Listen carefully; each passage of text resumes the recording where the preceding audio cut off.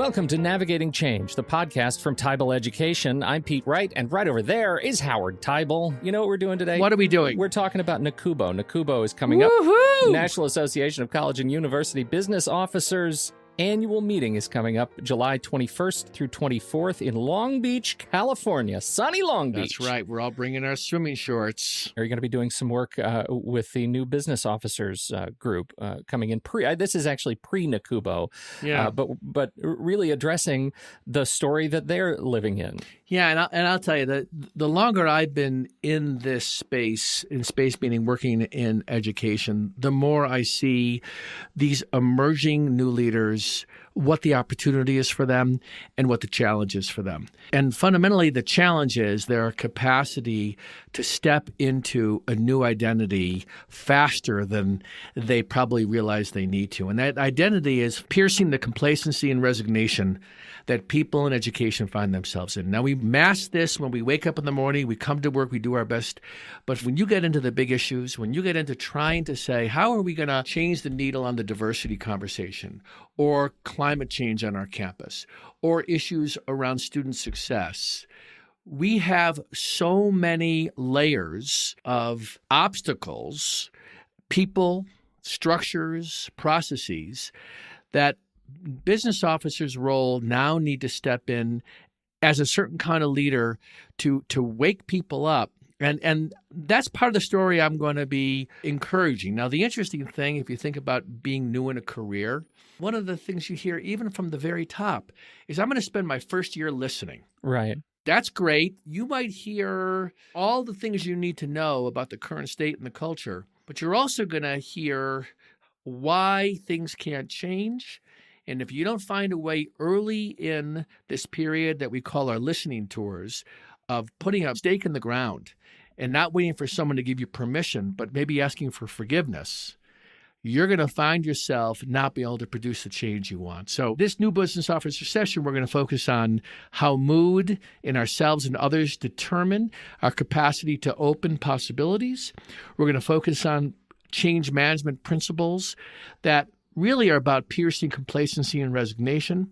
And then, as I've been doing, as you know, over the last couple years now, drawing from principles that Jeff Bezos at Amazon has focused on around high-velocity decision-making and experimenting. And the fundamental, simple language of disagree and commit versus convince and commit.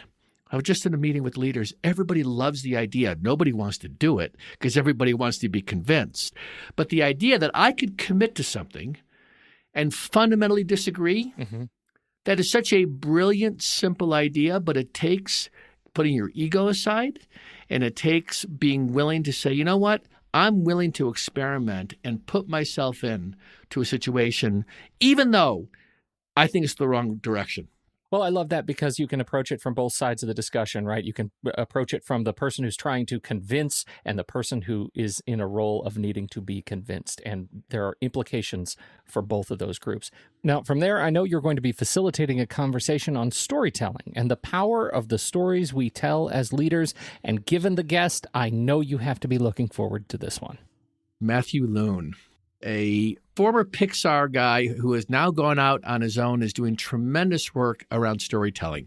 And he's going to be one of the keynote speakers. And after he's done on a luncheon for community colleges, I'm going to be having around 30 minutes or so, giving him a chance to expound on some of the ideas he did at the keynote for community college leaders. He is fantastic when you look at his work and his work as a founder of Pixar University and Pixar Animation Studios and DreamWorks. I mean, I will not have enough time. You won't. And I imagine there's a lot of fan service for you, too, as such a fan of Pixar and the work that they've done and the talking that you've done about Pixar. This is going to be great. Oh, my God. And using Pixar's work, I mean, just this whole domain of storytelling. I was thinking about this today in preparation for our podcast, thinking about the difference between being a storyteller for something that's going to create imagination and have people lose themselves in a world, and the kind of storytelling we're encouraging people in business and academic worlds to have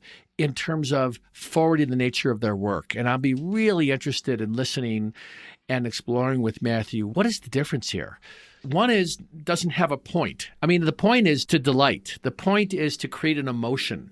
The point is to have you walk out connected with yourself emotionally.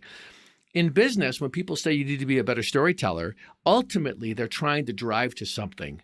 We're using mechanisms of storytelling in business. The bottom line for me is that it's that emotional connection. It allows you to find a space of change, right? The emotional connection between the story and the observer, and that gets to so much of the work you've been doing around mood, right? Putting yourself in the right mood to change. Yeah, and what I love about you just tying that in is, I would imagine the thing that Matthew's story will provoke is creating a mood fundamentally for people to reconnect with themselves. When they see if they had children or if they go to see these Pixar movies, and even the way I've watched some of his public talks, and even his own story about how he got to be who he is, and for people to see, how do I evolve in my identity? So much of what I look for in myself and for others is, how do we evolve our identity to be our best selves? And this is what I think capturing an imagination and creating a mood does, and that he produces. And what I'm looking to help others produce in their world is not just to get by, not just to do a job and be able to say they effectively executed on something, but they shifted something in the world they're trying to have influence over. Which actually takes us to the third event that you'll be participating in, which I think is I don't know if we buried the lead. It is, to me, one of the most interesting. It is the System Business Officers event. Yeah. Let's talk about that. So the System Business Officers, if you work at an institution that has multiple campuses, there is a system office that oversees the multiple campuses. In this case, we're inviting System Business Officers to come together for a conversation about how they are going to deal with increasing challenges across their different campuses, but also take care of the whole. When I think about the roles that people play as system business officers, it's almost like you can't win. How so? You can serve Campus A and they get everything that they want, and maybe they're the flagship, and maybe they actually do deserve the most attention because they have the greatest need. And others are out there and they're saying, wait a second, you're putting all your energy into providing technology services, and that really helps that institution because that's what their focus is. Where our focus is over here, here's the resources that we need. So this role requires being such a competent collaborator and ringmaster of multiple business officer campus and leaders. And fundamentally, you got to be willing to have the strength to provide leadership to all your different campuses and recognize there's no way you're going to avoid having some being disappointed or upset with your decisions, and you just need to be willing to keep moving forward, but continue to listen.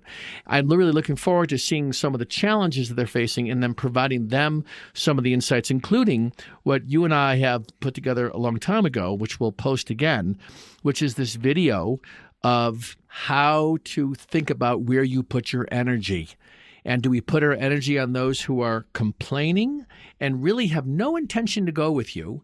Or are we putting our attention on those who even might be difficult, but offer something of value, and we can sort of build momentum, not with everybody, but with a critical mass to make the changes we want? The biggest mistake I've been saying for years now, we have to stop thinking that we need to satisfy all of our constituents. You are never going to satisfy all your constituents. It's a hard lesson. Yeah. Because all of our constituents equally have a voice, and they want to be heard and they want to be taken care of. And the nature of moving the needle is we got to be able to say, you know what, here's the decision I've made. You might not like it, but I'll come back to you. And if you stick with me, I'll continue to work with you. It's when people fall into a mood of cynicism that my suggestion to people is you got to turn away from people who are cynical. Don't turn away from people who are skeptical, because they'll go with you. But people who are cynical, you've got to stop putting your energy there. I'm going to ask you for a spoiler, and you may have just answered it, but I look at the suite of events that you are participating in at NACUBO, the new business officer session. You get them at the very beginning of their careers as business officers. The system business officers, you get them as seasoned, experienced business officers, and all of the stories that they'll be dealing with in between with the conversation with Matthew Lunn. When you look at the new business officer and the system business officer who's seasoned in the role, what is one of the constraints or challenges that they're dealing with that are the same at each point in their career? Well, just to be clear, there could be some system business officers who are new in that role, right? Could be. But right. let's, for sake of argument, these are people who have more experience in that particular role. I'd say the fundamental issue that everyone is dealing with is the accelerating pace of change and the emerging technologies and those opportunities to step into conversations about how we are going to navigate those together. New business officers and system business officers need to learn and need to continue to practice to lead conversations so that people come together and you can produce a result through something that's going to emerge in conversation and exploration versus falling into the mindset and the mood of we have to keep focusing on problem solving and fixing small issues. Both sides need to step up and say, how are we going to make the time to look at the strategic issues and bring people together to be part of that? You can't do this alone.